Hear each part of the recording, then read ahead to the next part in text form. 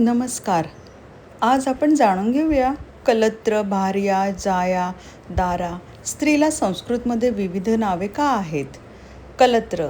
लहान मुलींना कलत्र असे संबोधले आहे. भार्या. जिला स्त्रीत्व प्राप्त झाले आहे त्या पत्नीला. पूर्वी लग्ने लहान वयात होत असत. जाया. पुत्राला जन्म देणाऱ्या स्त्रीला जाया असे संबोधत. दारा. रजोनिवृत्ती आलेली स्त्रीला दारा असे म्हणत. कुंकू अथवा गंध का लावावे? कपाळावर भुवयांमध्ये कुंकू लावण्याने लक्ष केंद्रित करण्यास मदत होते.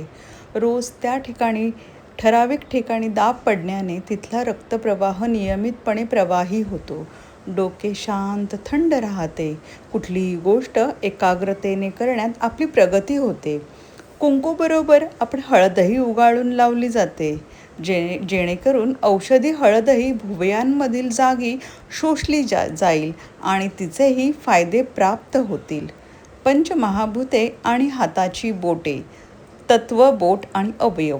आकाश तत्वाचं बोट अंगठा आहे आणि अवयव मस्तक आहे. वायुतत्व तर्जनी आणि अवयव कंबर आहे. तेज तत्व मध्यमा आणि छाती. आप तत्व अनामिका आणि अवयव आहे उदर. पृथ्वी तत्व करंगळी आहे आणि अवयव इंद्रिये आहेत.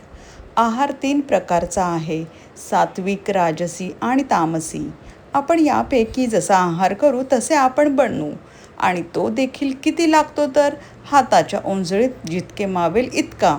तितकेच अन्न पुरेसे आहे. श्रमजीवींचा आहार थोडा जास्त असतो. अशा प्रकारची माहिती तुम्हाला हवी असेल तर निश्चित कमेंट करा. हा व्हिडिओ कसा वाटला तेही कमेंट करून सांगा. व्हिडिओला लाईक करा, शेअर करा आणि सबस्क्राईब करा. धन्यवाद.